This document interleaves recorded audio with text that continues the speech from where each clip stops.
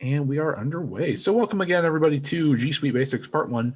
You can get the slideshow from the short link we see on screen here, bit.ly/start google21.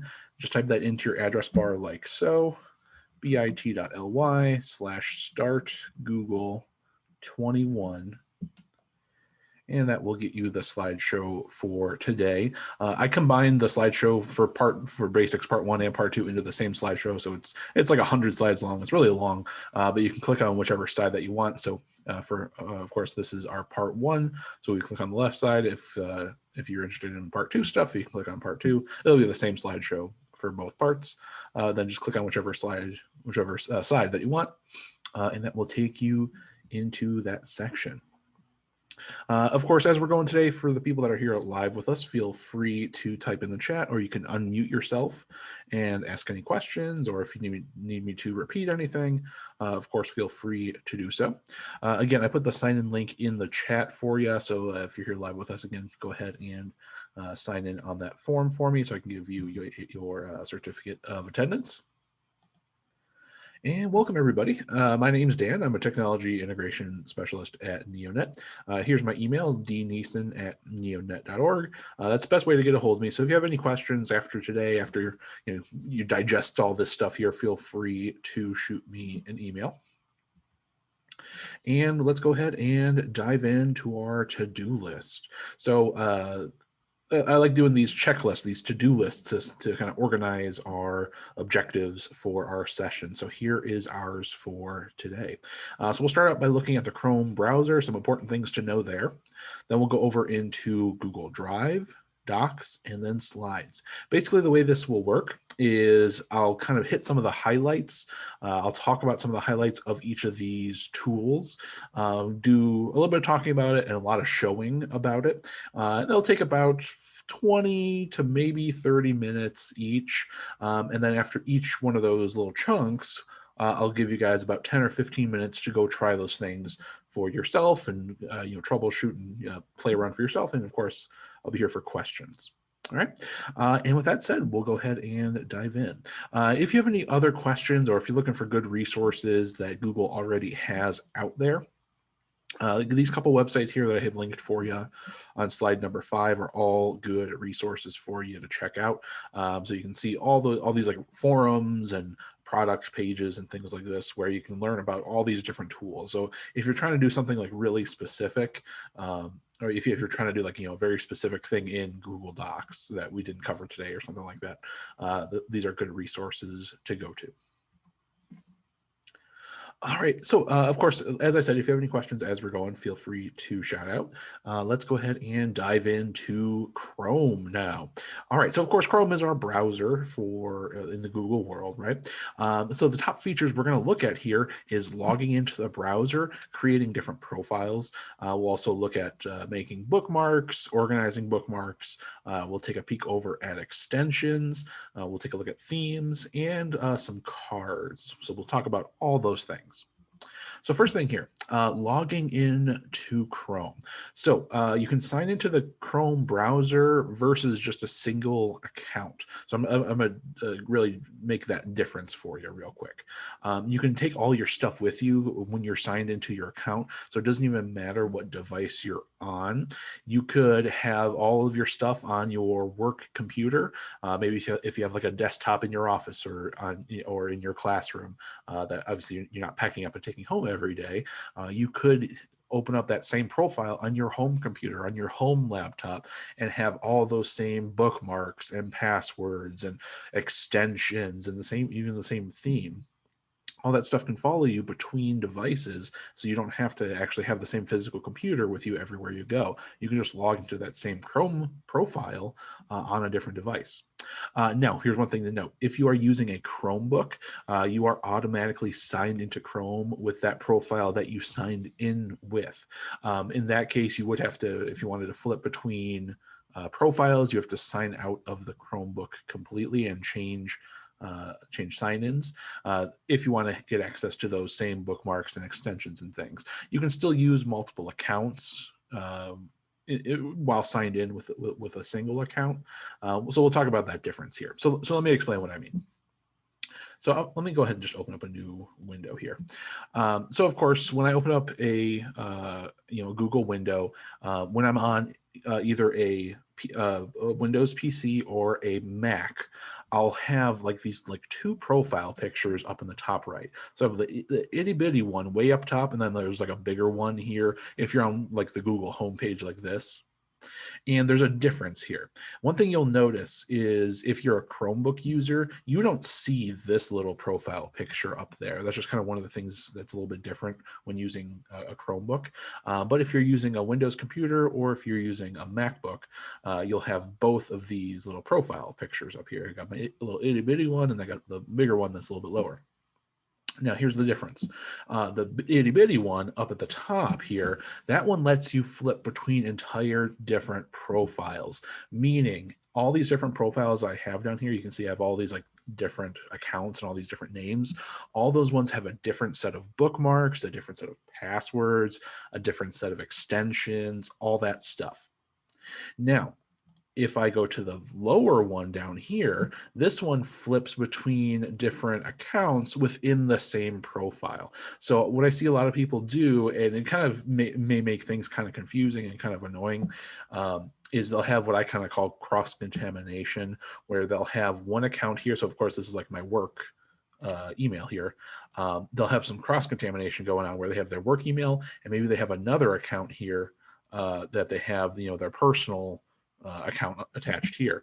And sometimes that can lead to issues because sometimes if you go to like your Gmail, are you meaning to go to your work Gmail, or are you meaning to go, to your school one, or to your personal one rather? So that can lead to kind of some issues. Not to mention, again, you're not bringing along all the same passwords and things with you if you go to a different device. So let me show you how to make a different profile completely. So what we do is, again, if we're on a Windows computer or a Mac, we come up to way up to the top right and click on our little itty bitty profile picture. And again, you can see I have all my different ones, different profiles I have going on here, but all the way at the bottom, I can go to add. And from here, I'm creating a whole new profile. And from here, I'll just call this one my personal stuff. And I can choose whatever picture I want. It may not really matter if you already have this account made. It'll just overwrite whatever profile picture that you have there. But then we'll pick all that stuff, and then we just click add at the bottom. And what it's doing is creating a whole another profile of Chrome for you. And from here, it's basically like what you would see if you were to freshly install Chrome on like a brand new computer. And so once we get here, we can sign in to an existing account or get started if we don't have a Google account already. Again, for your personal stuff, or if you're adding a separate profile for your work stuff, you probably already have an account. So I'll just do the sign in option here. And as I sign in, I'll be able to put in all that information, and all this stuff that I do here is again going to be contained in this profile. So again, if I sign in that exact same process that I just did on a whole different computer, the passwords and everything that I do with this profile will come with it. All this stuff is synced together. Okay. And so that's how you get all these different profiles here. You can see I have a bunch of different ones that all have a different set of bookmarks. You can see here. I'll go to another one here. I'll go to Chris's here. I have like these dummy student accounts. That's what these different people are. So I have like these different accounts here, all these different bookmarks. I have a different set of extensions for this account as opposed to this account. And again, they're completely separate profiles. But if I went onto a whole different device and signed in with that same profile, all those things would come with me. Okay, all that stuff is synced over. Okay, so again, that is the kind of useful thing for creating multiple profiles. Again, you absolutely can create a second profile, a second account on the same profile here by going to the lower, bigger profile picture and just add another account. Then you can add another one. It's a little bit faster to switch between the two, but again, it can kind of lead to that cross-contamination, as I call it. All right, hopefully that's making sense.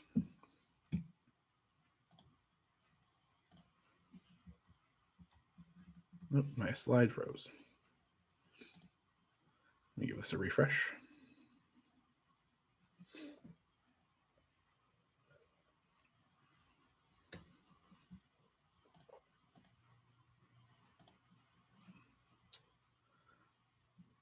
So while that's loading, I guess I'll just open up a new window here.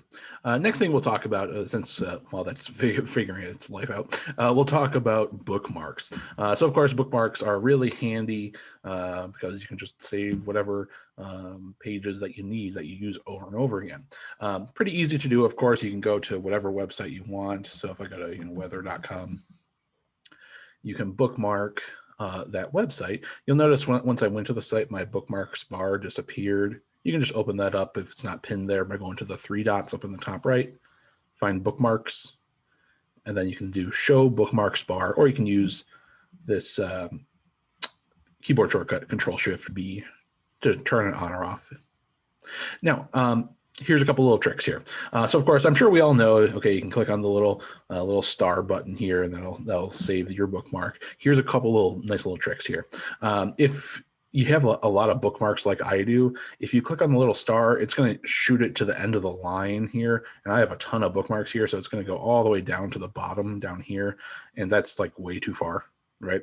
And so a nice little trick you can do is once you have the website pulled up that you want, come up to this little lock symbol here, and you can click and drag that onto anywhere on your bookmarks bar that you want. So if I want it to be, right there, right next to YouTube, I can do that. And hey, it's right there now. I don't have to go into the little star and move it around from there. That's a nice little quick little trick there for you.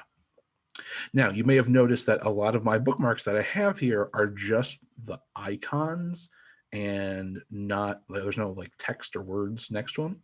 So let me show you how I did that. So all we have to do is once we have a bookmark saved on our bar, just right click on top of it and go into edit. And then under this name section here, just erase that whole thing, leave it blank, and then click save. It'll still keep the little profile, the little symbol there. It's called a favicon, but it'll save that little symbol there for you, and it'll be saved right there. So of course, if you go to YouTube a lot, I know the YouTube symbol, I know my OneNote symbol or my Zoom symbol or my Google Classroom symbol, just from the little symbol by itself. So I don't need to have the whole word there. So it's a lot easier to have those bookmarks there without, I can kind of pack them in there a little bit more, a little bit more efficiently. All right. Looks like my slide froze there, so let me just reboot that there. All right, so other things that we can do here is let's go ahead and jump over into talking about extensions. All right, so all your extensions and your themes, like we'll talk about in just a little bit here, they're all available to get downloaded at Chrome, at the Chrome Web Store. So if you just do a Google for Chrome Web Store, you can also do chrome.google.com/webstore. You can do that too. And we can pull up the Chrome Web Store here. One thing just to note, depending on your school, depending on your Google admin, your school accounts may or may not allow you to install extensions, or may or may not allow you to install certain extensions. So if you're not able to install a certain extension that you want, get a hold of your Google admin. It's probably your technology coordinator or director. And then you can say, hey, I want to have this extension installed. All right. So anyway, so once we're in here, you can find a ton of great extensions in here. They're all free, so you can really find anything that your heart desires. All these things have all extra little functionality, all these different little tools. You can see just from this little scrolling list that we have going on here. We have this picture-in-picture thing. This one has like a reading tool here. There's Grammarly that helps you with spelling and grammar. There's a calendar and timeline thing from Trello. This is a screenshot, a screen capture tool. Let's go check that one out. Once we click into any extension, we can also search for them. We can see a little preview. We can see a description and all that good stuff from here. We can read all the information about it. And if everything looks good, another big thing to look out for also is how many users it has, what kind of review it has. So this one has over 1 million users, over 7,000 reviews, and they have 4.5 stars. So it's probably a pretty safe extension to try out. Then we just click on add to Chrome, and we just follow the pop-ups that come up from here. So I'll say add extension. It'll take a few seconds to install for me. And hey, now it's up there. Now I have my little feather symbol there for light shot here. And one thing that Chrome has kind of done recently is as soon as you install an extension, it's hidden in the extensions menu. The extensions menu is just this little puzzle piece way up in the top right here. So once you're in here, you can go scroll through. I have a lot of extensions in here, obviously, but we'll go through and try to find it here. So there it is. There's my light shot that I just installed. I can pin it using this little pin button if I want it to stay up here at the top, just like I did with this other extension. And for the vast majority of extensions that you do, you just click on the extension in order to start recording. So for example, if I want to use this, this tool here, this is just a screenshot taker.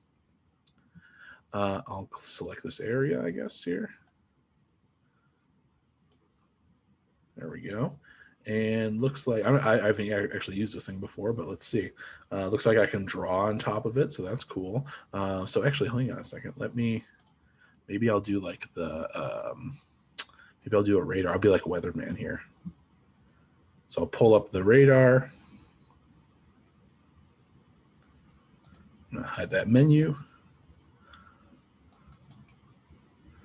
I'll zoom out a little bit. There we go. Let me do this again. And I'll kind of do this here. And now I'll start drawing on. Oh, so we can see we have a storm front coming into the area. And of course, you can do whatever else you want here. And it looks like we can just save it right away as an image and save. And hey, I have a picture now of this weather map that I just did. All right, so this is just one example of an extension that's out there.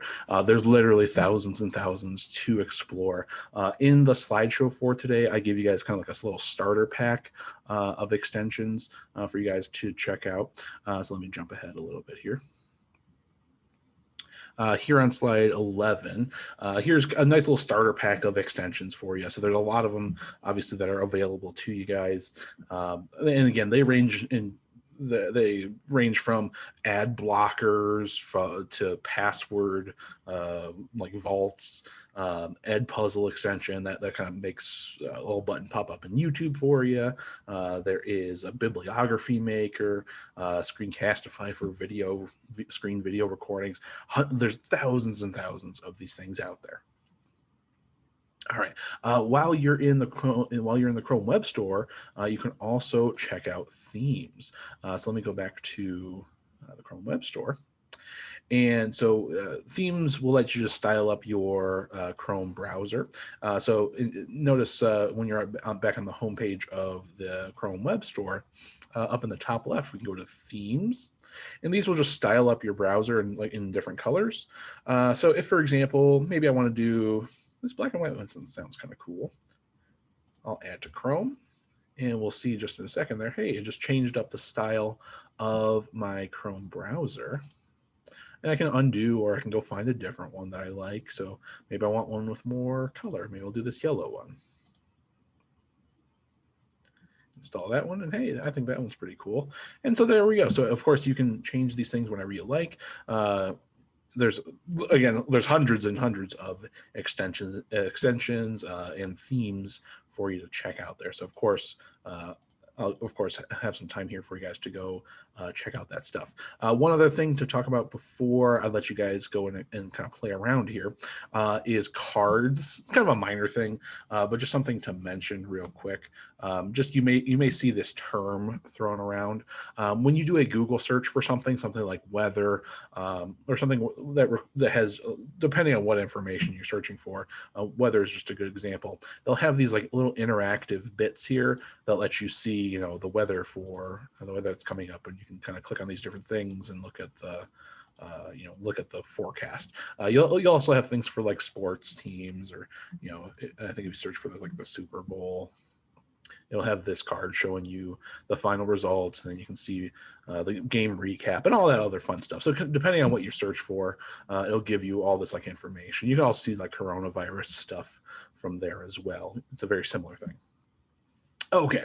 All right. So let's go ahead and take a few minutes here. Let's take about let's take about 10-15 minutes here and try some of this stuff out for yourself. So try logging into Chrome with those different profiles. If you have some of that cross contamination, now's a good time to fix that.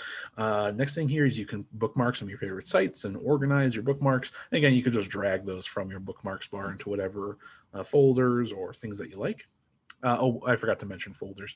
Just right click on top of anything on your bookmarks bar, and then you can click on add folder, and that'll make a folder for you. I forgot to say that. Of course, take some time and go explore through some extensions and go find some cool themes. And of course, we'll kind of come back and jump into our next section. But with that said, let's go ahead and take about, let's do 10 minutes here. So we'll come back at 5 after, so 3:05, and try some of this stuff out. I'll pause the recording just so we don't have dead air going on. But again, go ahead and take 10 minutes here, recording. All right, so we'll come back together here and we'll continue on here. So what was, I would like to kind of hear this question here. How would you use, or was there anything new that you learned here from what we've seen in Chrome? So how would you use it? Is there anything new that you learned? Anything kind of new and exciting?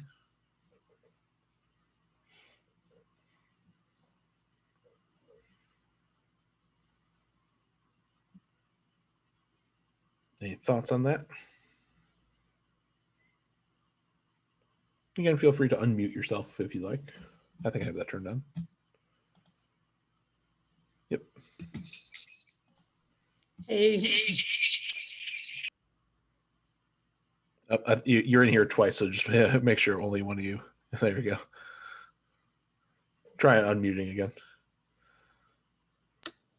Okay, can you hear me now? Yeah, there we go.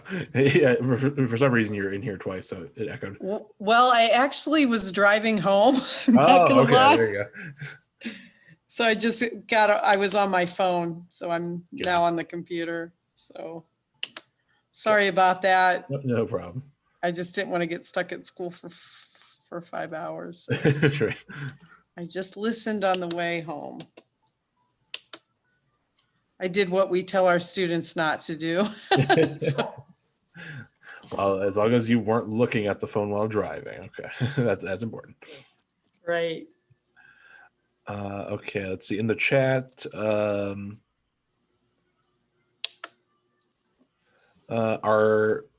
Are non-Google extensions ever harmful, or are they all put out through a virus checker? That's a good question.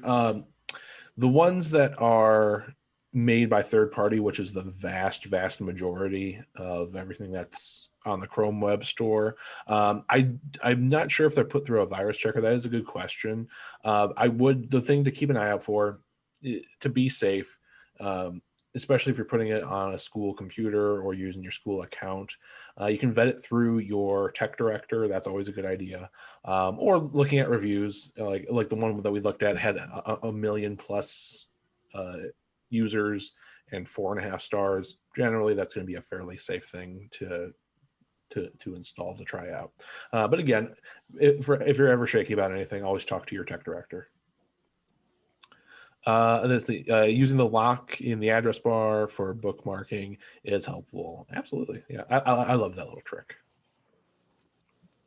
Awesome. All right, so let's go ahead and jump into our next section here for Google Drive. I always like telling this really dumb joke every time I do this one. So Google Drive has nothing to do with actually driving around. Ha, ha, ha, hardy, har, har, really funny. Google Drive is your cloud storage. So what we mean by cloud storage, I told you that joke was dumb. So what we mean by cloud storage is all of the stuff that you save to your Google Drive is up in the cloud, meaning it's saved to the internet. So like this little graphic that we have here shows all the files and things that you put into your Google Drive are going to be accessible on any device. Just like how we're talking about how your different profiles you can get to from any device. Everything is cloud-based, meaning it's based on the internet. Wherever you go that has internet, which nowadays is a lot of places, you can get to all of your files that you need. All right, so here's our top features here in Google Drive. All right, so we'll take a look at cloud storage. I'll kind of explain it a little bit more. We'll talk about how we can access it from anywhere, really using Google Drive as your home base. Then we'll take a dive into folders and color coding and just kind of organizing all your stuff. We'll also look at how sharing works and how to back up all of your stuff into Drive.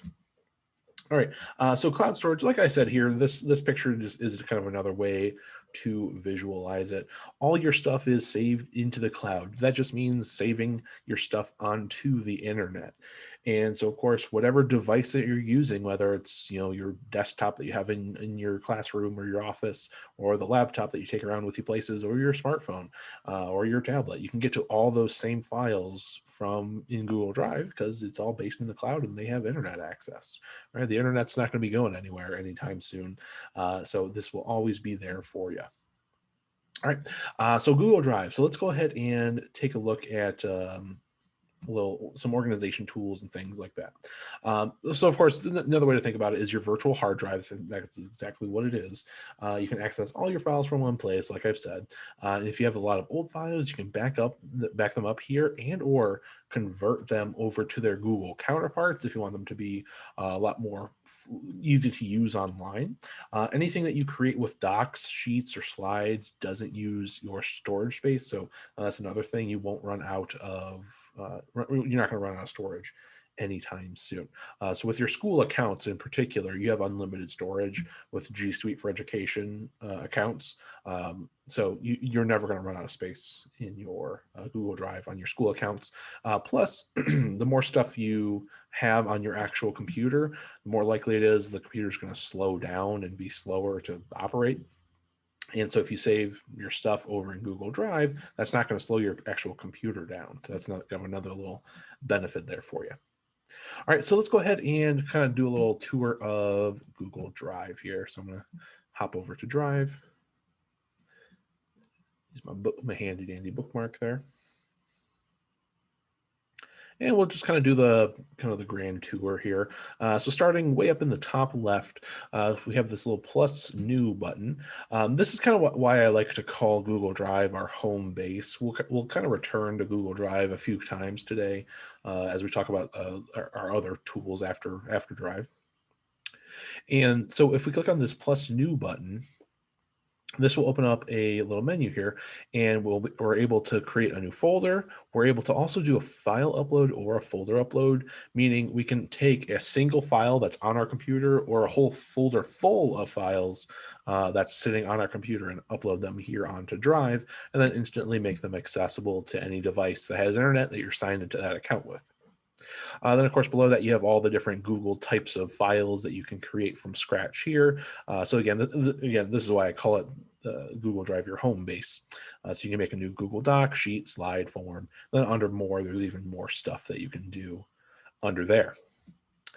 So then below that, we have all these other buttons here. So we have a priority. This lets you create your different, this is a fairly new thing that Drive has done. This lets you create like different workspaces. This lets you this shows you things that you've opened recently or opened often. You can create these different workspaces where it's almost kind of like a folder, but you're able to kind of combine different files and folders together without the files being originally moved from their original place. So you can split these things up into, I have one for tech integration, or I can make one for my first period class, and then my third period class, and for my different preps or whatever it is. The next thing down here, down the left-hand side here, is our My Drive. So this is kind of our main page in our Drive here. So of course, this is where all of our stuff is going to be stored. And as you can see, I have a bunch of folders sitting here. Then below that, I have a bunch of kind of loose files that are sitting out. You can change the view of this page anytime you want. Coming up to the top right side, we go up to this little symbol here. And if you prefer like the list view, you can do that. If you like that kind of regular list view, whatever floats your boat, you can do that, or do grid view. From here, of course, this is where, again, all your stuff is going to be stored. If you click New and click on Folder, I'll just call this New Stuff. Create a new folder here. It's going to create a folder wherever I am on that page. So if I was inside of a folder, in the main part of the page here, And then I go into the new button again and make another folder here. I'll just call this one another folder. Wherever I am is where that new folder will be dropped. Same goes for if you are creating like a new Google Doc or any sort of new Google file. So if I want to create a file and drop it right here inside of this another folder, what I can do is go up to new, and then if I make a new Google Doc, and I'll of course make a brand new Google Doc for us, and that doc is going to show up here inside of this folder. Let me let it load all the way here, and I'll just call this example doc.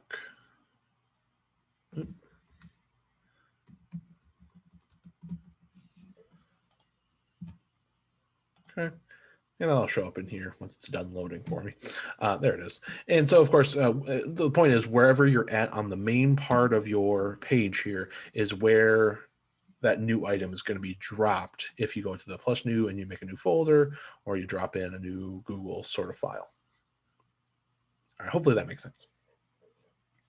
All right, continuing on down the left-hand side here, our shared drives. These are big shared folders that allow you to work with other people without having to mess with sharing settings over and over again. Think of it as like a shared filing cabinet that only certain people have the key to. So if I have, I created this one here called test shared drive. So in here, I can create all these different folders and different items and store whatever I want in here. And if I come up to the top right and go to manage members, I can add members to this shared drive. Another way to think about it again is like if I give another key to another teacher or to my principal or whoever it is, so they're able to come in here and manage these papers too. So they can drop things in here, they can add more folders, etc. All right. If you want to make one for yourself, make one of these shared drives for yourself, just click on the share drives button to start with, and then go to new, and then you'll be able to create a new shared drive. Okay. Share drives are only a G Suite thing. So if you're looking at your personal Google account, you're probably not going to see share drive. So if you're using your work account, you'll see the share drive show up there. Okay. And again, this is where you can easily share a whole bunch of information with people. So it's a nice, easy way to share lots of files with others. Okay, continuing on down the left-hand side still. We're not going to worry about this computers one. That's something a little extra, so we'll skip past that one. We'll jump over to shared with me. Now, shared with me is, this is kind of, think of it more of a filter rather than a folder. You can also kind of think of it more as like a category, I suppose. Shared with me is basically the place where you're going to find all the files that other people have shared with you. As the name implies, right? And so what we have in here is all the files. If I scroll down a little bit, we'll see all these different files that other people have shared with me, whether I've originally requested access or they sent it to me by themselves. This is where all this stuff is kind of just dropped off. One thing you'll notice about your shared with me is it's going to be a hot mess. And that's okay. Your shared with me is always going to be a hot mess, and that's okay. So if you have something in your shared with me folder and you want to be able to access it easier, so like for example, I'll take this GEG Ohio thing. It's like this Google educator group. This is like our meeting notes that I want to kind of save for later. So what I can do is find the item or items that I want, give a single click on them and right click, or I can give a single click on them and go up to the top right, and I have all these other buttons up here that do the same thing. And the symbol we're looking for is this one that has this little Google Drive symbol with a little plus on it. Again, you can also right click. You also see the same thing here, add a shortcut to Drive. That's the thing that we're looking for.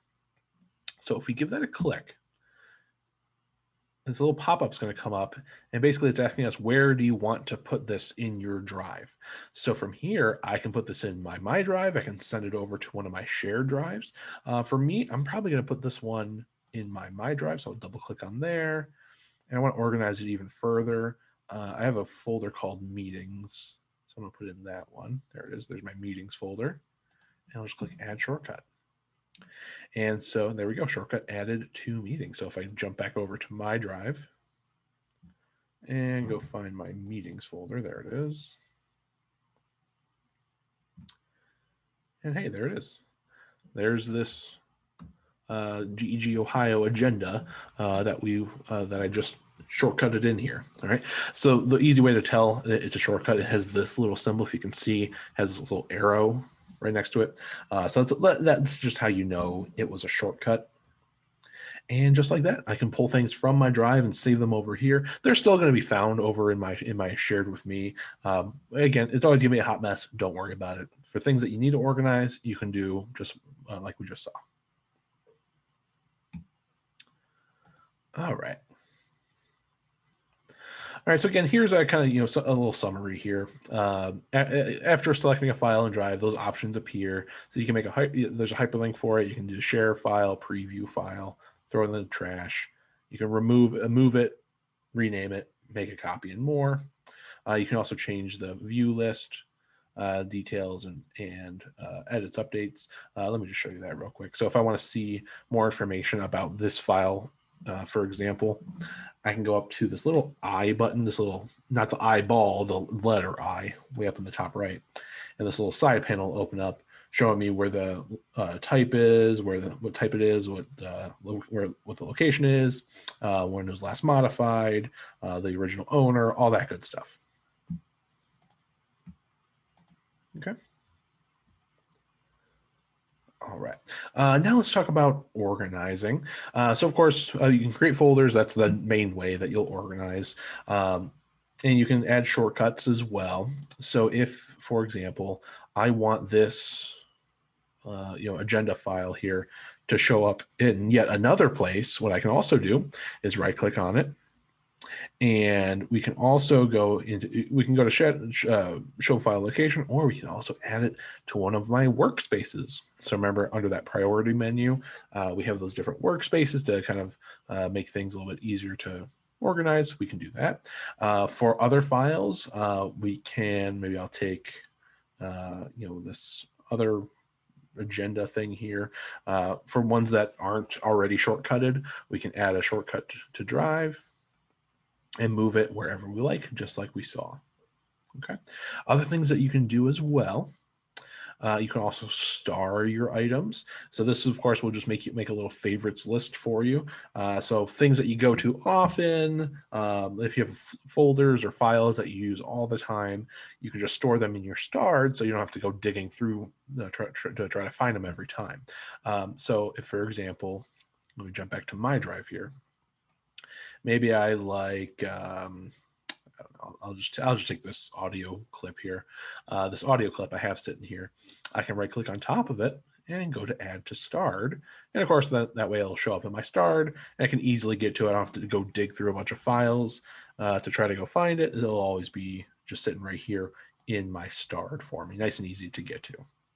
And you can also do the same thing for folders.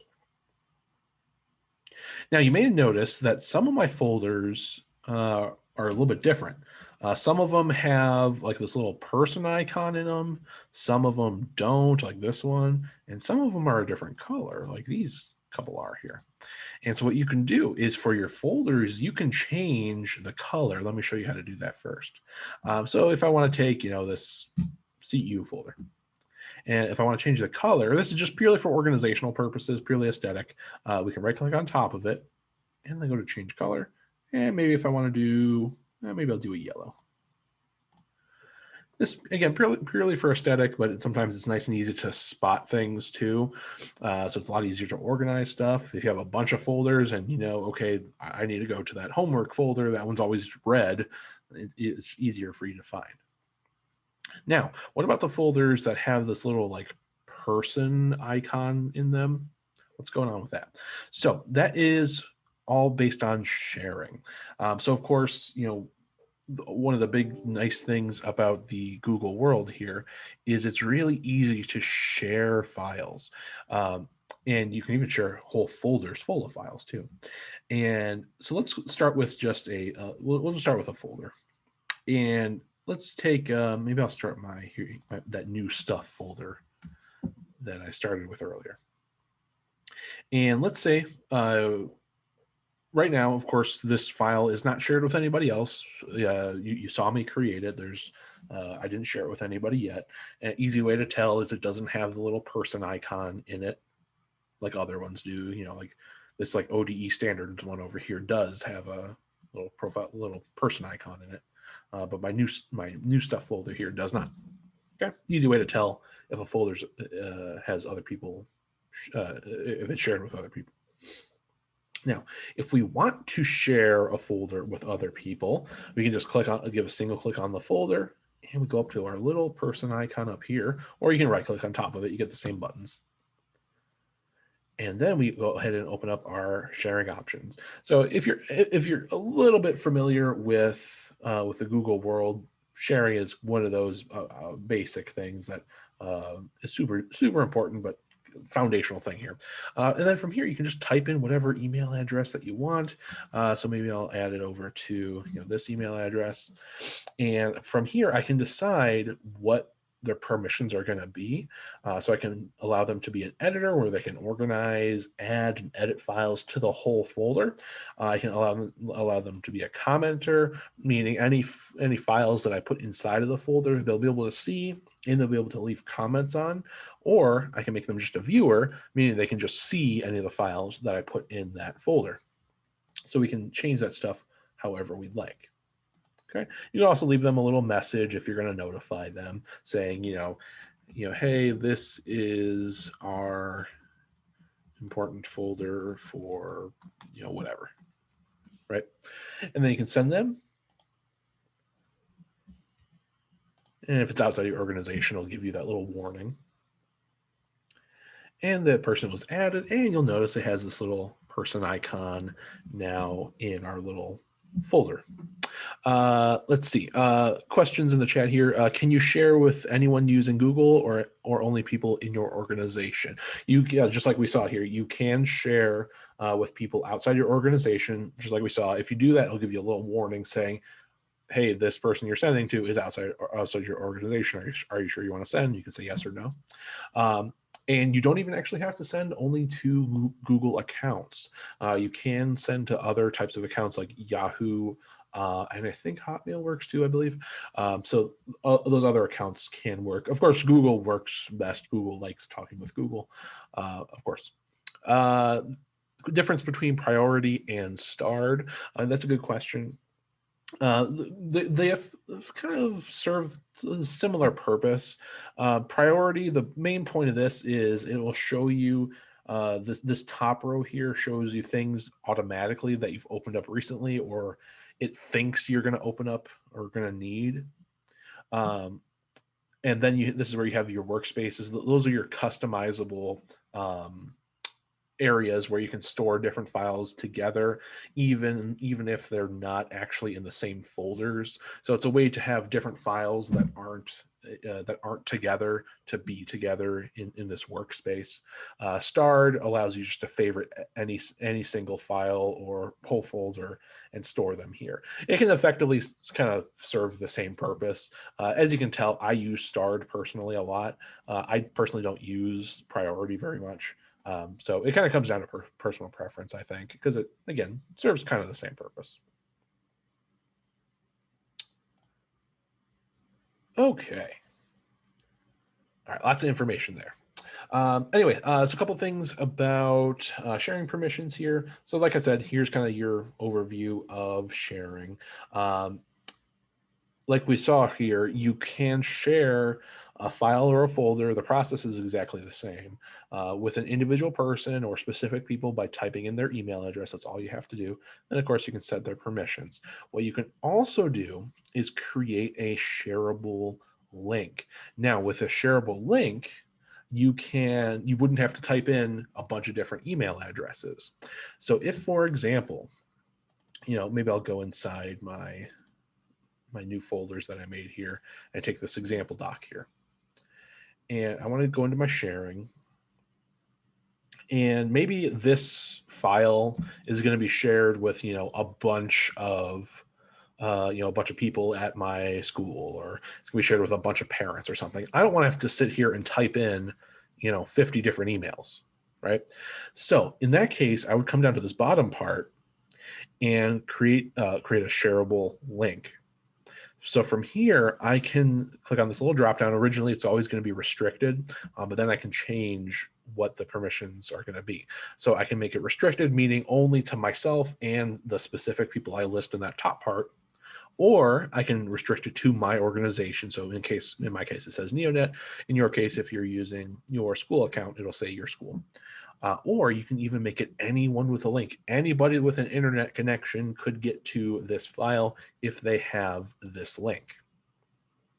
This is exactly how I created this short link, this bit.ly/start Google for the whole slideshow for today. That's exactly what I did to make this shareable link. The only extra step I did was put it through a URL shortener website called bit.ly that allows me to make it shorter so you don't have to type out this whole big, long, crazy thing. Okay, so if I copy this link though, I can go put this in a newsletter that I send out, or put it on our class website, or send it out on a letter that goes home to parents, or whatever it is. That way, again, I don't have to put in all those specific email addresses. Or I can put it through a URL shortener like Bitly. You can also again set those permissions down here in the bottom right. So again, what are people going to be able to do when they get to that link? Are they going to be able to only look at the file that we get, the comment on it, or can they edit it? All right.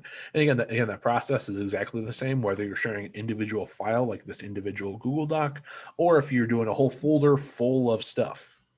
The process is exactly the same. All right. And there's those permissions again, just with those definitions there for you. All right, back up your stuff here. So last thing to mention here before we do our next little break time. So of course, the big tool that most schools use is a tool called FileStream. This would pretty much be something that would be would be sent out from your tech administrator. So you may have this on your computer already on your school device. So if your school gives you like a laptop or a desktop, it may be something that your school already has. Basically, the way it works is you can access any of your Google Drive files from your desktop. So you don't have to go into the browser and go into Google Drive to be able to upload things or back up things. So you can just simply open up the file. I don't remember if I have it on this computer actually, so let me see if I have it. You can just search in here and see, do I have it? Oh, I spelled it wrong. Stream. No, I don't have it. I don't even have it on this computer. But anyway, so this is just a way for you to have all the same stuff on your desktop and on your computer. Question in the chat here: how would you share the link or let people know that it is out there? Usually through an email or newsletter, however you distribute links out to people. So there's lots of different ways to do that. It depends on what you're actually doing. If it was like a letter going home to parents, and you might put like the link in an email that goes out to parents, or if it was like an actual physical paper that you give out to parents, maybe you would have a URL shortener like I did earlier to make it easy for parents to find it, or you might put a QR code on there so they can scan it with their phone. So there's lots of different things that you can do to let people know it's out there. All right.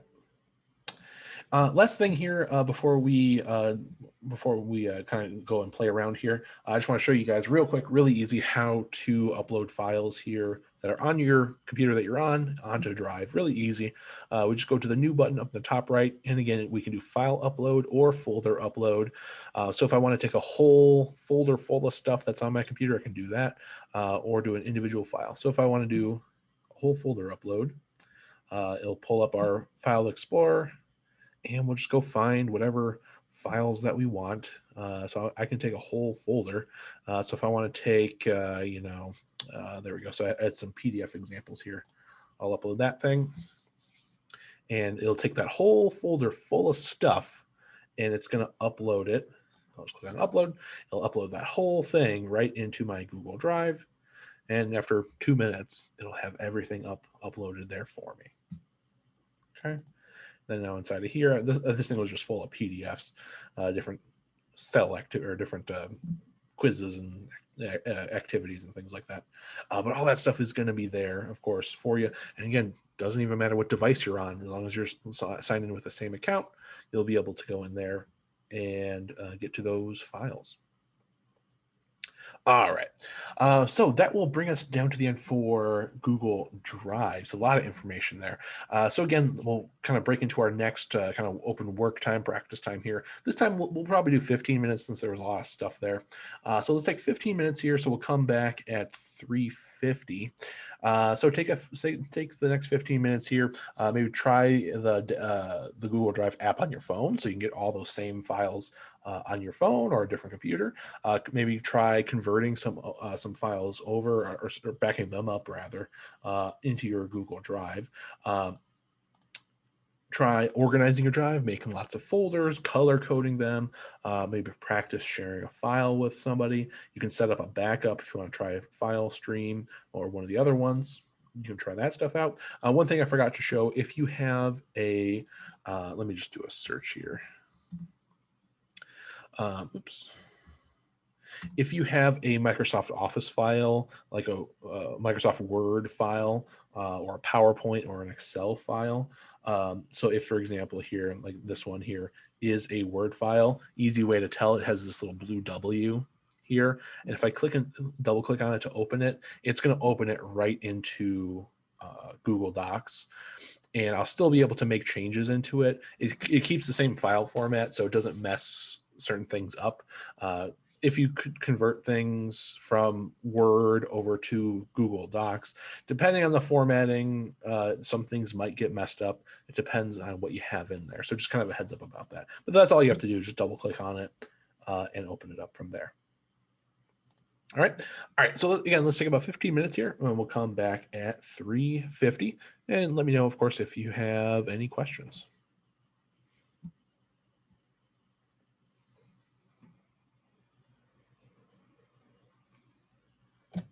Can you go over creating the short code? Sure. I didn't go into too much detail about this, but I'll show you since you brought it up here. So if, for example, here, let me go back here. So let's say I want to make a shareable link for this example Google Doc here that we did earlier, right? So we made this little shareable link, and originally it's going to be this really long link right here. And what we would have to do if we want to make it shorter, so it's easy for people to type in, just like I did for our slideshow, we'd have to use like an outside tool that makes URLs, makes web addresses shorter. A good one is called Bitly. You can just go to bit.ly.com, bitly.com. And this website's free. There's a paid version, but you can totally get away with the free version. And you just click create up in the top and paste in that long link, and it'll create this short link for you, which you can customize the part after the slash. So if I do, Google short code 21. There we go. So that one's now saved. If you were to type this into your web address, it'll take you right over into that Google Doc. Okay. So that website's a really good one. A lot of people use it. Really easy to use. Bitly is again a thing outside of Google, but it's an easy way to make those short links. So if you need to be able to get a link out there, so people can just easily just type it in, or if you just need to shorten it otherwise, that's an easy way to do it. No problem.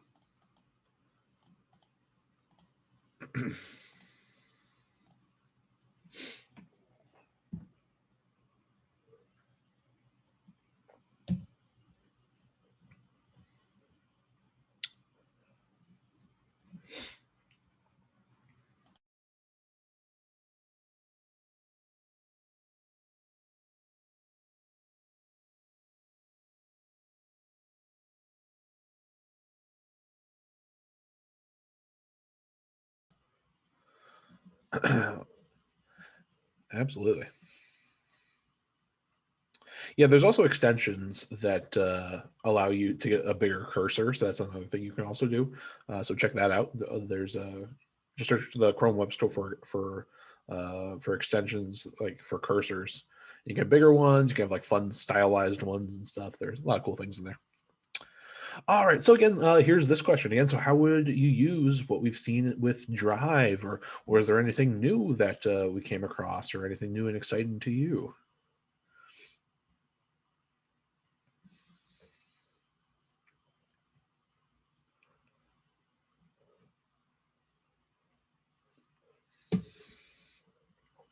Color coding folders for sure. Absolutely. That's a big thing for me to just to stay organized because I can just like, oh, I know I have to go to the green folder for this or that.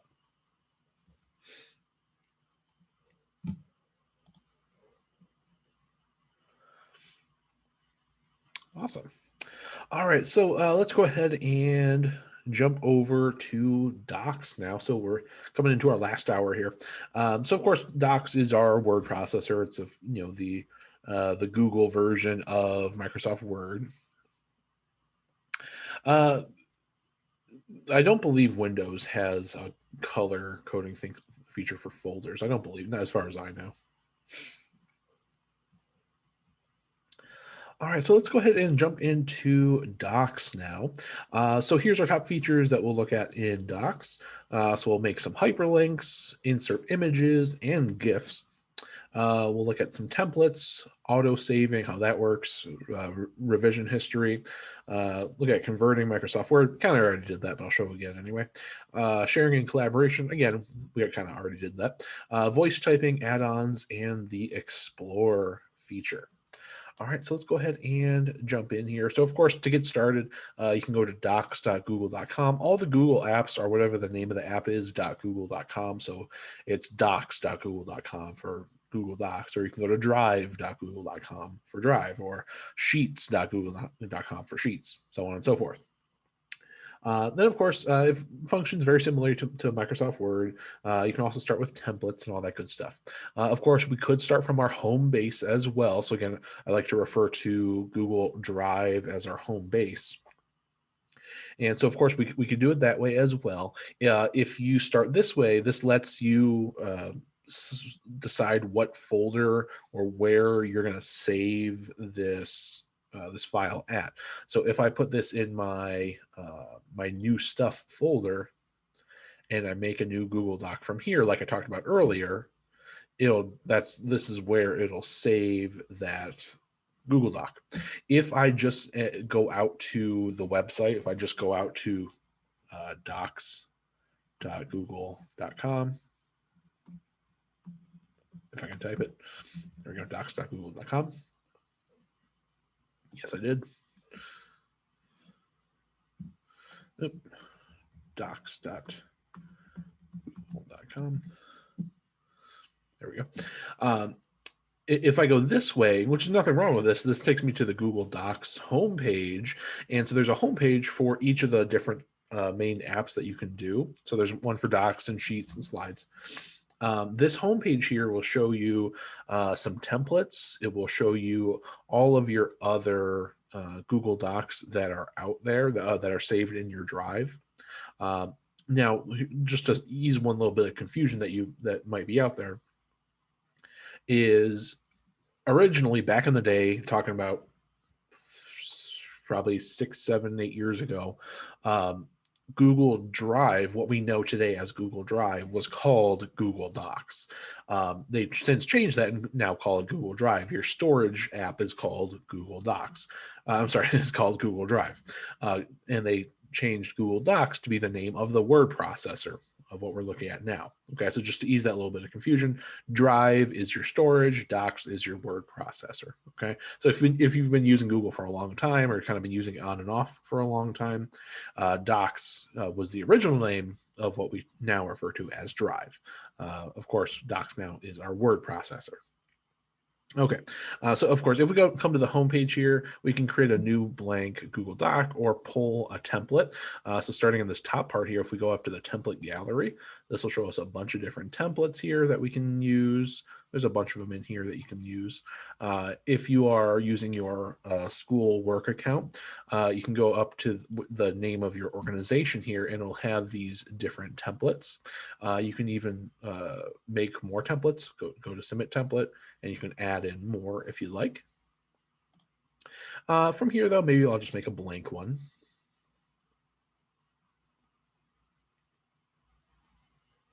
And as that comes up for me, and like I said, because I went to docs.google.com first, and I did not make this from our home base, from Google Drive, it's going to be just saved on that first layer of our My Drive.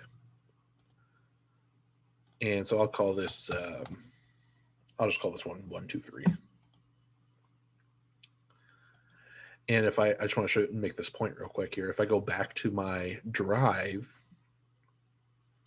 and I want to go find this file, again, because because I created it from docs.google.com, it's going to be saved here under our kind of our first level in our drive. Okay, well, that's a load for me here.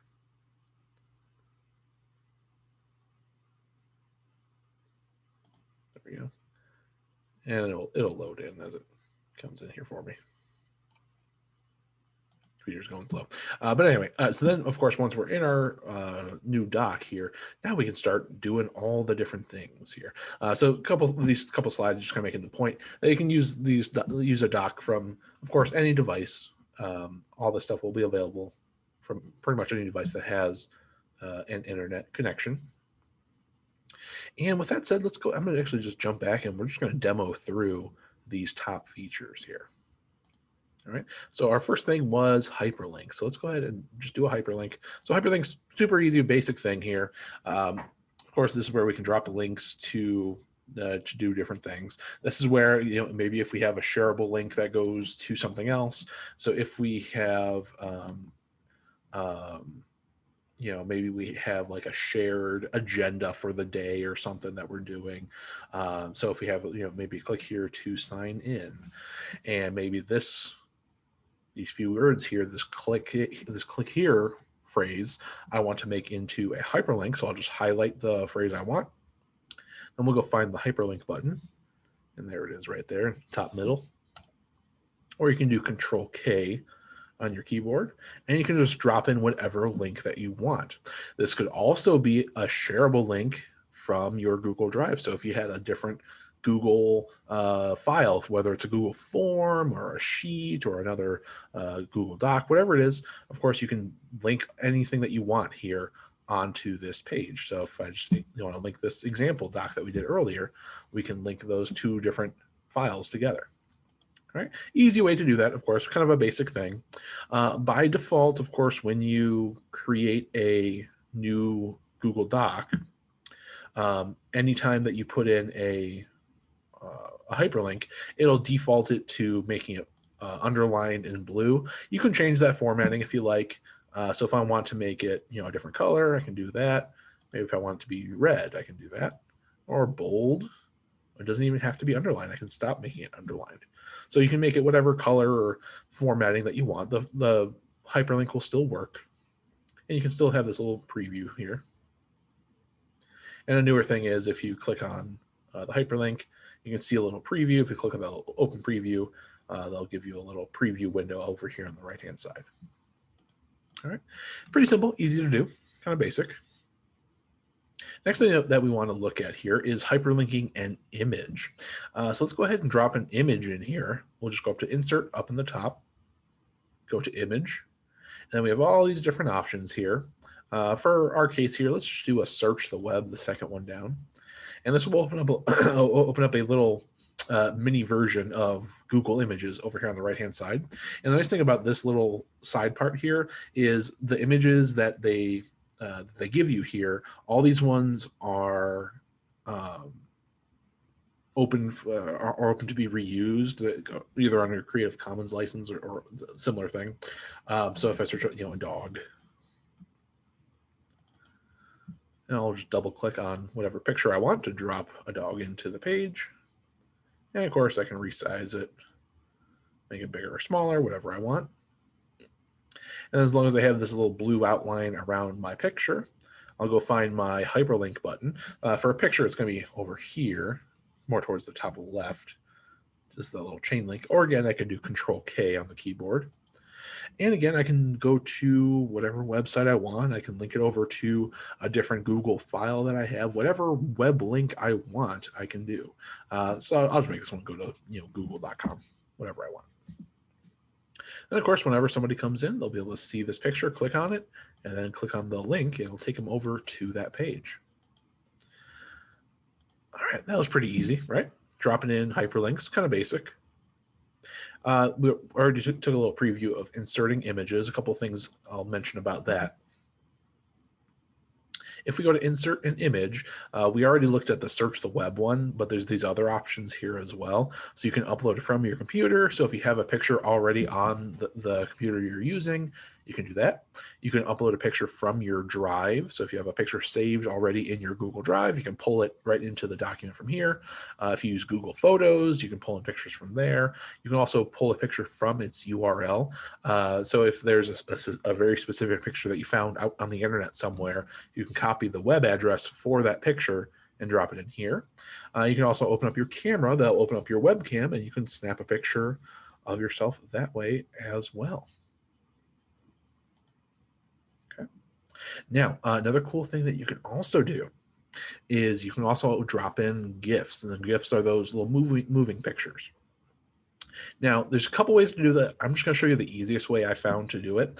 The easiest way I found is by using the Giphy extension. I found this is the easiest way to do it. So there's an extension for Chrome called Giphy, Giphy. And this lets you pull in extensions pretty much wherever you like. And here, I'll show you what it looks like here. And I have too many. There it is. There's my Giphy. And this, of course, has all these different extensions. And so I'll just drag whatever one I want over. Has anybody been watching WandaVision? Have you guys watched WandaVision yet? It's really good. It's very interesting. I'm very excited to see what happens.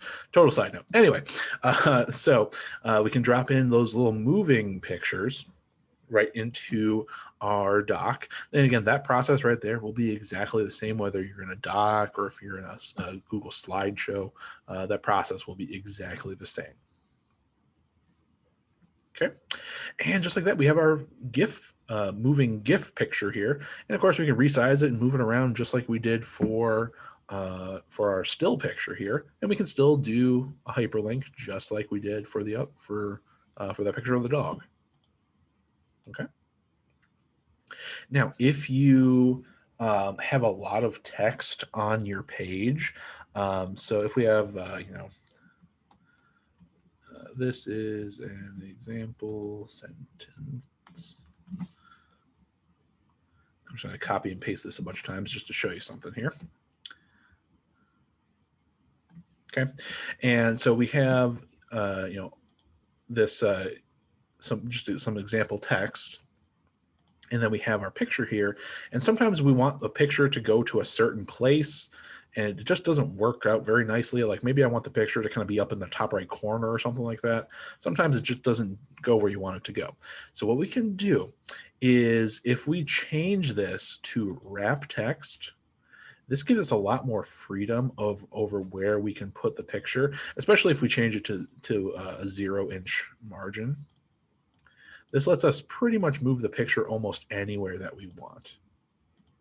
Okay, so that gives you a lot more freedom for putting pictures around. So again, just click on a picture. It's the middle option. You can also do break text as well. That'll also give you some freedom, but of course that'll make the text break that line completely. Okay, but there you go. Just like that, you can move pictures around. It'll work again. It'll work the same for GIFs as well. All right, so that was hyperlinks and inserting images and GIFs. We already looked at templates. And next thing to look at is auto saving. All right, so of course, all the stuff is cloud-based, like we talked about earlier. And so what that means is we don't have to click save pretty much ever. So if you're used to like Microsoft Office stuff, you of course have to click save unless you have the auto save feature turned on. And nothing's worse than working on something for a long time. You don't realize that your laptop's almost dead, and then your laptop just turns off or crashes or whatever. Then you end up losing a whole bunch of work. That stinks, right? So of course, anytime you do anything in a form, in any of these Google files, rather, anytime you do anything, it will automatically save. As we see up here in the top middle, it says last edit was seconds ago. So anytime we change anything, so if I erase, like a couple of these sentences here, it will automatically make that change, make that save for me anytime I do anything. Okay. Another thing about that is you can also look at your revision history, your version history. So you can, two ways to get to that. You can click just right on top of where it says last edit was however long ago, or you can go to file and then go to version history. Either way, it'll take you to the same place. And from in here is where we can see all of our version history, meaning all the changes that have happened on this file, documented by person and what exactly they happened, and time stamped as well. So if I want to see what happened to this file at 4:01 this afternoon, I can click on it and see, oh, this is what it looked like at 4:01. This is what it looked like at 4:03, and I can see who made those changes. See that little thing below that has my name on it. Now, this is particularly useful if you have students on a shared document. This is just one example of how to use it. If you have students on a shared Google Doc, and maybe you have a group of 4 students working together on something, and 3 of the kids say Timmy wasn't doing anything, he didn't help out at all. You can go in here and look at the version history and see exactly who contributed what. You'll be able to see their name and see what they've done. As we can see, it shows color codes it for me. So the little green is me, and I'm the one that got rid of that picture. I'm the one that got rid of that picture. I'm the one that moved these things around. I'm the one that typed this and that. Okay, so you can see all that stuff from here. You can even restore a version of the document back to how it was at that point in time. And just like that, I restored it back to how that doc looked at this point in time. I can go back and change this stuff whenever I'd like. If I want to go back and have it so I have that GIF back again, I think it was like around here-ish. There we go. Restore it back to this version. I can even name it by clicking on what's originally going to be the timestamp. Maybe I call it GIF. And restore it there. So it keeps like this log of all the changes that have happened. Okay. All right, hopefully that's all making sense. Converting Microsoft Word, again, we kind of talked about that already. If you upload a Microsoft Word or PowerPoint, Excel file to your drive, just double click to open it. It's going to open it in its Google counterpart. Of course, that's pretty much only going to work for PowerPoints, Word documents, and Excel files, because those are the 3 things that have a Google counterpart. Otherwise, certain things will only allow you to see like a preview. So for example, if I try to open up like a PDF file, it's only going to really give me like this little preview page here. And then I can try to open it up and, do whatever I like from here. Now, certain things will allow you, I mean, PDFs in particular will allow you to open them up in Google Docs. So like this is a PDF file, which we normally print out. But if we'd like, we can also go to open with up here at the top and click on Google Docs. And this is a fairly new thing that Google has been improving the quality of these imported, these converted PDFs into Google Docs. So depending on what the file looks like, this one has a lot of extra borders and goofy things going on in it. So depending on what's in it, it may or may not bring over that information well. Like this one obviously just doesn't really work well. You can see how much the formatting got messed up here. So it really does depend on how many background graphics and how many crazy pictures and stuff are going on with that original PDF. So just heads up about that. Certain things will work nicely if you convert them from a PDF to a Google Doc. Some will work nicely, some really won't. All right, sharing and collaboration. So this is exactly the same as we talked about earlier. Notice up in the top right, we just have our share button. And once we click that, it's the exact same menu that we saw earlier. So again, nothing different there. We can share it with an individual person, make a shareable link, all that good stuff. One other thing to mention here, if you go up to this little settings gear when you open up the share menu, you can decide these options here. You can have editors change permissions and share. So if you share this document with others and make them editors, you can still disallow them from being able to share it, to change those permissions and share it with others. And for commenters and viewers, you can decide whether or not they have the ability to download, print, or copy this file. So just heads up about those things as well. All right, a couple other things here. Voice typing. So this is a cool feature. I'm not sure if this is going to work since we're using Zoom here, but let's try it out. If we go under the Tools menu up in the top here, and we go to Voice Typing, this will allow us to dictate and start voice typing. George Washington was the first president of the United States, period. He was also a general in the American Revolution. Hey, there we go. And just like that, it voice typed for me. Very handy. Pretty easy to use, pretty simple. Just go to Tools and Voice Typing. You can also pick different languages as well with that little drop down right there. A couple other things here, just so we don't go too long here. Add-ons and the Explorer feature here. Add-ons, if we come up to this little menu up in the top, this will allow you to get add-ons, which are little extra bits of functionality that third-party developers can make for Google Docs. They have lots of different functions. Think of them as extensions. Just like we have extensions for the browser that give us those extra bits of functionality. Think of add-ons as extensions specifically for this, for Google Docs. There's also separate extensions for Google Slides. There's separate extensions from that, or I'm sorry, add-ons rather, separate add-ons for Google Slides and separate add-ons for Sheets and Forms. All those ones have their own separate add-ons as well. All right, so heads up about those. Again, in the interest of time, we won't go too deep into those. Depending on your school as well, you may or may not be able to install certain ones or any at all, depending on your school. The last thing here is the Explore feature. This is this little button way down on the bottom right. When you hover over it, it's called Explore.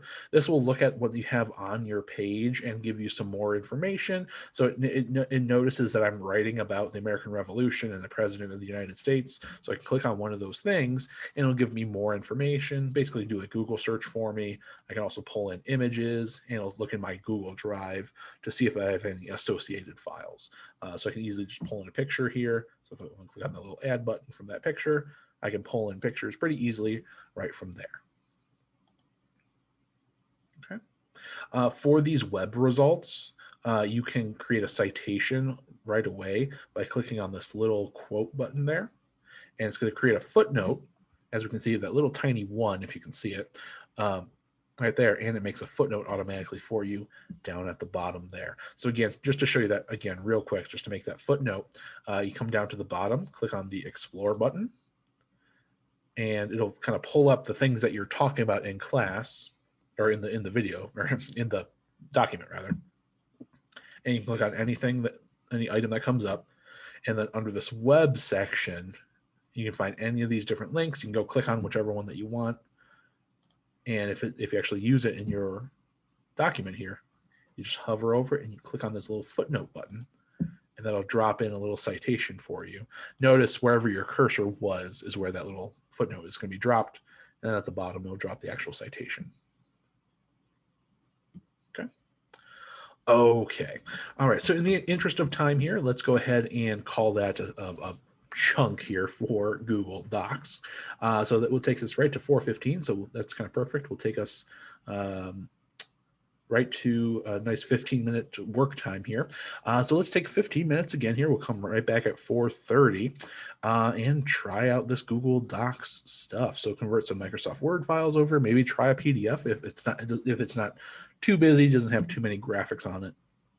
Maybe find a template to use, maybe try collaborating or practice with the sharing button, try voice typing, explore add-ons, use the explore feature, insert images, maybe insert GIF, and practice with hyperlinks. So all that good stuff.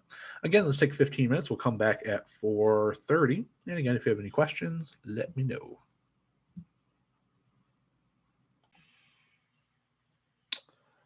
All right, so in our last half hour here, we'll run through Google Slides real quick. Again, we'll just kind of take a look at our highlights here, and then we'll run through them here. All right, so we'll start with looking at themes. We'll look at videos, audio, shapes, and images, really creating interactive slides, and then we'll also kind of mention some add-ons as well. All right, first thing, themes. So of course, before that, I should say, getting started with Google Slides is the exact same idea we saw over in Docs. You can go to slides.google.com, start one from there. You can also go to your home base. You can go to your Google Drive and do that plus new button up in the top. And you can do it that way. I'll also show you another nice little shortcut. This works for Google Slides, Docs, Forms, Sheets. You can type in the app. So in this case, it's Slides, and then do .new in the address bar, slides.new. And that will create a brand new blank Google slide. And again, that trick works for Docs, Slides, Forms, Sheets, and Google Sites actually as well. And there we go. We are making a brand new Google slide. And next thing here, I'm going to jump ahead just a little bit here. Slide 44, I have a few links here for you for different websites that get you different themes. By default, the Slides has about, I think it's like 10 or 15 different Google Slide themes, which there's nothing wrong with them, but you kind of, if you end up using Google Slides a lot, which for classroom teachers and stuff, I'm sure a lot of them use, Google Slides a lot. You kind of run out of them after a while and they kind of get boring. So if you check out Slides Carnival, free Google Slides templates.com, Slides Mania, there's lots of different websites out there that give you tons of different templates out there. So if I'll go to, maybe this time I'll go to Slides Mania. Slidesmania.com. All these are free, and they're just tons and tons of different Google Slides and PowerPoint templates that are different styles, and some of them are even like different functions. A lot of them, of course, are your traditional like slideshow style. Some of them are like more interactive and actually have different activities. There are some like let me do this education one. They have a whole section here on interactive templates here, and there's like organization ones, there's a Valentine's Day one, there's tons and tons of examples in here. Again, all these are free, so feel free, of course, to check out this site here. Again, there is an absolute ton for you to do. If you find one that you like, so if I want to do maybe this digital planner one here, this one's actually using Google Slides as a digital planner, so you can write out all your different stuff here. And this is a free template, and it lets you see what all the different slides look like. And if you like what you see, you can just do open in Google Slides, and you're going to just make a copy of it for yourself. And in this case, we just come up to this use template up in the top right. And this is a free copy of this, this file. And here we go. There's our free template that's there for us. Again, if you want a regular slideshow template, like this one's obviously more of a interactive planner thing. But of course, you can do one that is a traditional slideshow. And of course, it's yours. You can move it around into a different folder, change the name, change whatever else you want on here. It is yours to do with as you please.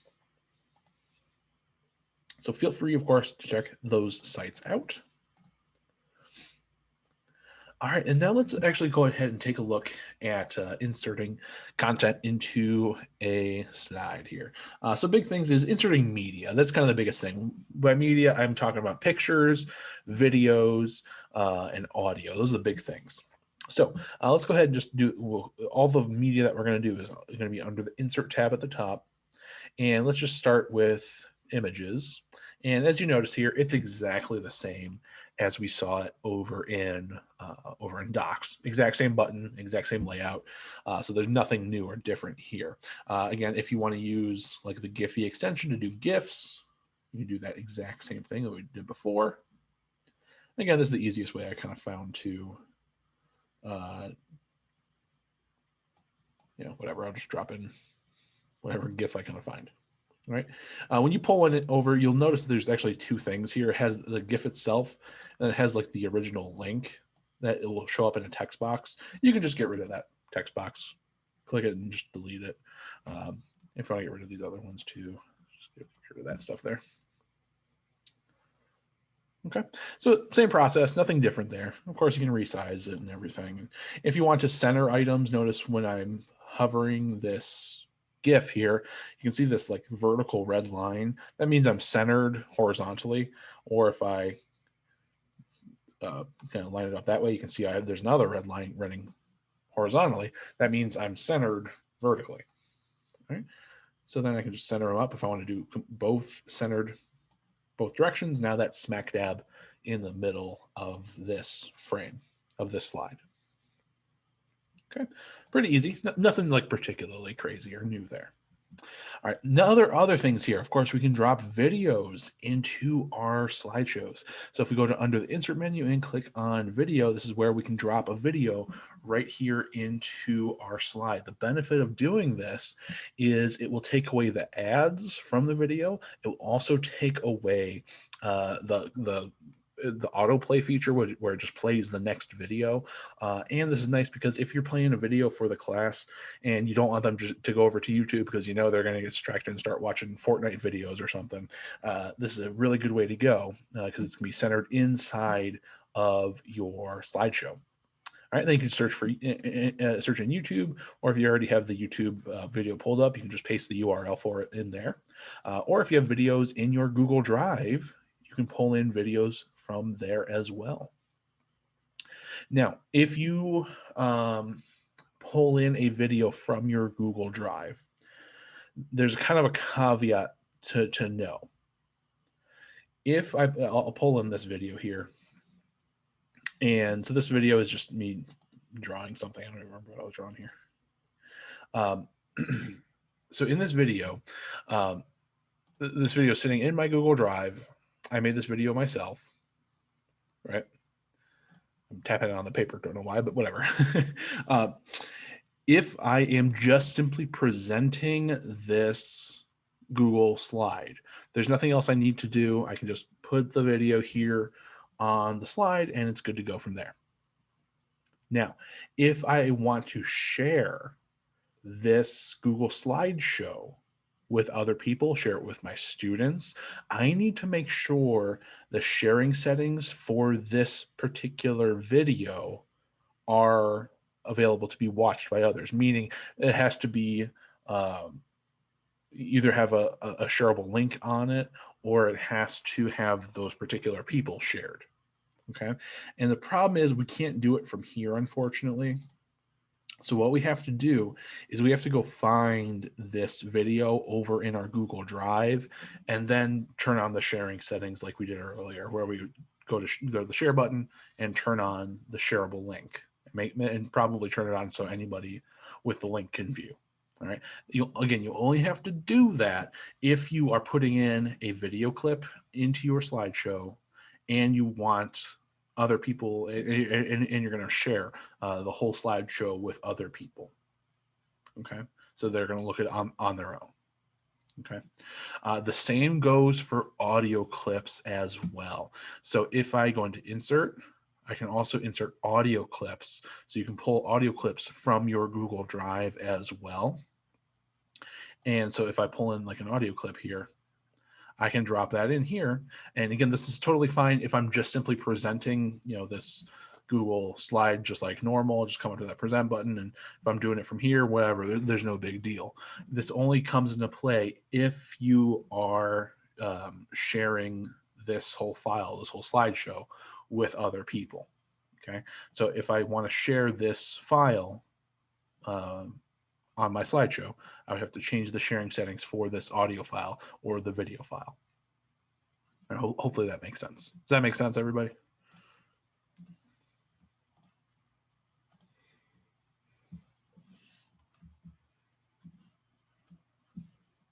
Okay, cool. One other thing to mention here about videos, you can have videos start or stop earlier or later. So if you find like a video on YouTube and it's like, maybe it's like 15 minutes long and you really only need like the first like 5 minutes or something, you can crop it down. So when you drop in a video, it opens up this format options thing over here on the right hand side. And from here, we can set our start and end times. So we can set it to whatever we want. So if I don't want it to start at 0, I want it to start 1 minute in, I can do that. If I want it to end early, I can do that. I can also from here decide how it's going to play. Is it going to play on click? When I get to the slide, I have to actually click on it. Play it automatically. So as soon as I get to the slide, will the video start playing? Or manual, meaning once I get to the slide, I have to actually click on the play button. Okay. All right. All right, so that was the inserting our media. Next thing to talk about is inserting some drawings, particularly charts, diagrams rather is a better way to put it. So if we go to the Insert tab, we can go and find, you can find chart, this wasn't what I was originally referring to, but you can pull in charts, like if you pull the chart from Sheets, or you can make bar graphs and pie charts and things like that. So if I want to pull in one of these, I can do that and start putting in information if I'd like. And then I can edit that file over in Sheets. That's a little more extra than what we need to go into today. But if we go into diagram, under that insert menu, over on the right-hand side here, we'll open up all these different types of pre-made diagrams. So you don't have to sit here and draw all these shapes yourself. So if we want to make this like a little hierarchy thing here, we can drop this in here. And just like that, we have a completely customizable diagram that's ready to go. So I can start changing this stuff up here. So if I want to talk about, whatever category of things I'm talking about, I can fill out this diagram however I'd like. Of course, you could build these things yourself if you wanted to. You can use the shape buttons up here in the top and draw out whatever shapes that you like, squares, circles, rounded edges, whatever you want. You can also make some arrows from in here. Pretty self-explanatory, not too difficult. And one other thing I'll just mention real quick is when you draw out shapes, you can also draw out connecting lines, meaning I can draw out my shape. So I just have some squares here. Then I can go to this little line tool, and notice when I hover over one of my boxes here, has a little purple line that comes up here. So if I connect my line to one of those little purple dots, I can connect it to a different one.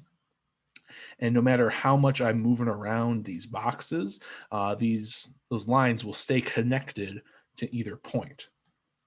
All right, so that's another little tricky thing that you can do there. So if you're making your own like diagrams or things in there, that's a helpful little thing. So you have to fiddle around with trying to make the lines fit just right. Okay. A couple other things here. Let me just kind of back up to here. It is the one thing I really just want to hammer home here before we get to our wrap up here is really making Google Slides interactive activities. That's something that Google Slides is actually really good at. And we often think of slides as kind of, it's our traditional, PowerPoint tool. It's our slideshow. We'll use it to put notes on there and kind of guide our lectures. Absolutely, you can absolutely do that, but you can also make them actually interactive slides where you actually have some activities created here. Let me just show you one quick example. And then of course you can kind of apply your own subject area and kind of own ideas to it. So let's just take a geography example. I was a high school social studies teacher before doing this. So I always like to do some social studies examples when I can. And so let's say we're going to do like a map activity. And what we want to have is like a map in the background, and then students are going to be like labeling stuff on the map. So we can do that here in slides. And the way we do that is by dropping in a picture, and then we want to make the picture static, meaning it's stuck in the background. Let me show you how to do that. So what we'll do is we'll go up to this background button at the top, and we're going to go find this where it says image, choose image. And this will pull up this box here, and it will let us pull in whatever picture that we want, whether it's uploading from our computer, from our Google Photos, from our Drive, whatever. I'm going to do a Google image search. And I'll do, maybe I'll do blank map of USA. And I'm going to blank one. So there we go. I'll do this one here. I'm going to click on insert and done. So now I just changed the background image of the slide to this picture of a blank map of the US. And no matter how much I'm clicking and moving stuff around, that background image is not going to move. And that's particularly useful if you give students some like movable drag and drop pieces. So for example, if maybe I'll do some squares here, maybe some circles or squares. I'll do circles. So I'll do a circle, and I'll start making some little pieces here. Make one called Ohio. It's kind of big. I'll kind of shrink it down a little bit. There we go. And I'll use my little handy keyboard shortcut of Control D to duplicate. I'll make another one. And this one I'll do, Florida.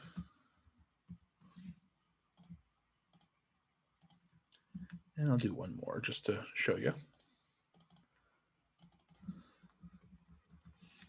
Okay. So I have these little movable pieces here. And if I were to give students this activity, share it with them, and especially if I use Google Classroom where each student gets their own copy of this assignment, a student can simply come in here. This is exactly the screen that they'll see, and they would just move these little pieces, these little tiles over to the right spot on our map. And so that just like that, hey, we would have this little movable piece. And as you might imagine, this can open up a whole lot of possibilities. Instead of a map being in the background, what if it was a T-chart or a KWL chart or a Venn diagram or the periodic table or a Frayer model activity? It's virtually endless, the different things that you can do. Any sort of drag and drop or fill in activity or fill inable diagram you can do here simply by drawing out whatever you like. One other thing I'll show before we wrap up here, if you want to make your own background. So for example, let me make a blank one here. For example, if I want to make, just a Venn diagram, just as a simple example here, I'll draw out some circles. Control D to duplicate there. And of course, the inside is filled up, so they're layered over each other. So I need to make them transparent on the inside. So I'm going to highlight those, go to the little fill bucket and make it transparent. And I can make, the outline a different color, style it up a little bit. And now what I can do is these, of course, are still movable circles. So I don't want students to have this part yet. So what I can do is go up to File up in the top, go to Download, and then we'll download this as a picture file, either a JPEG or a PNG. Really, for this case, it really doesn't matter. I'll download that picture. Then I'll erase this stuff here. Don't need it anymore. Then we go back to this background button again. Go into Choose Image. And instead of doing a Google image search, we're going to do Upload. And we just drag this file that we just did onto there and click Done. Now, just like before, this Venn diagram is now stuck in the background. We can give students maybe like fill-in boxes. If I want to just draw out some text boxes, I can give them examples. So I'll just say, erase an answer here. And I can give them some fill-in boxes, or I can give them movable pieces off here on the side, whatever I want. So I can do fill-in, movable pieces. I can do long answer questions if I like, any of those things. All right. All right. So in order to save time here so we don't go over, of course, there's add-ons like we talked about. They work exactly the same as we saw over in Google Docs.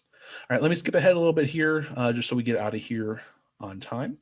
Of course, slides is more than just presentations. Here's lots of different activity ideas, several of which are linked here for you. They give you some examples. That's on slide 47. Here on slide 48, here's a video I made a while ago about top 4 ways to make interactive Google Slides. I go into more detail there, so if you want to check that out, you can. Excuse me.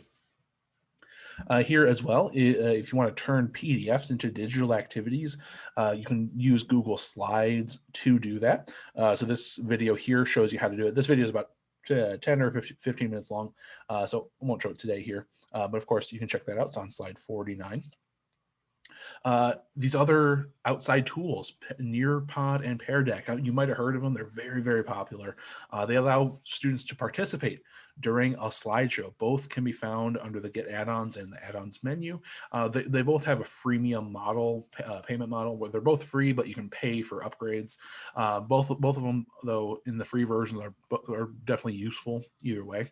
If you want to learn more about those, here on slide 51 is a video that I did a webinar for all about Pear Deck. So if you want to learn about that, check that out.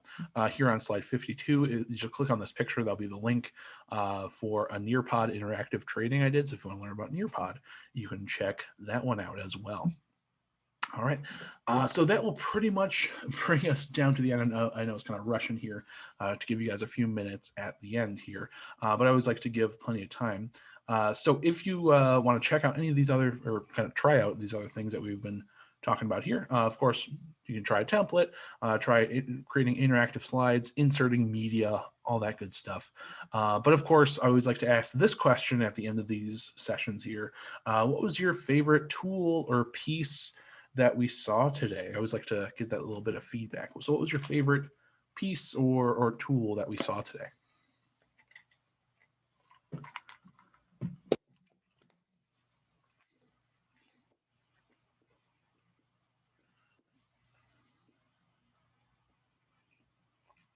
Just getting around Drive. All right, absolutely. Just getting organized. That's a big thing, getting organized. Absolutely.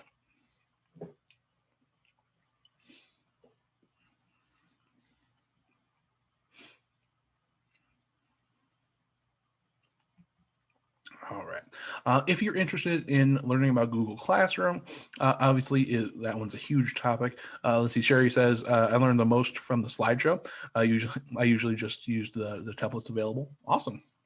Yeah, those templates on like Slides Mania and Slides Carnival are great stuff. All right, just to wrap up here, Google Classroom, if you want to learn more about that, the link here for you on slide 56. That will take you over to, I think that's the webinar video, I believe, for that one. Yeah, so that will take you over to that. So that one's like a whole couple hour webinar all about Google Classroom. So that will take you through that if you're interested in all that good stuff. But with that said, here is our to-do list now. So we talked about the Chrome browser, get new profiles, bookmarks, extensions. We went into Google Drive, organizing things, making folders, sharing. Over in Google Docs, we talked about putting in hyperlinks and video or GIFs and pictures. Doing all that good stuff. Over in Slides, we talked about how to make them interactive, saw some how to put in media, and even more good stuff there. All right, so that will pretty much bring us down to the end here. If you want to check out future trainings, here's stuff that's coming out soon. So coming up on next week, same time, just 1 week from today, we'll have G Suite Basics Part 2. Well, we'll run into the other quote unquote half of the big G Suite apps to know. Then we'll take a look at Flipgrid on February 18th. We'll do Advanced G Suite Part 1 on the 24th, and Tech for Accessibility and Differentiation on the 25th. You can check out the whole training menu there on slide 58. That's linked there for you as well. If you're interested in graduate credit, there's that information there for you. And with that said, that will pretty much bring us down to the end. Of course, if you're here live with us, feel free to hang around and ask any questions that you have. If you're watching this recording, thanks so much for watching. And with that said, I'll go ahead and wrap up this session. Again, if you're live with us, feel free to hang out if you have any questions. If not, you are free to go. Other than that, thanks so much for watching, and I will see you guys next time.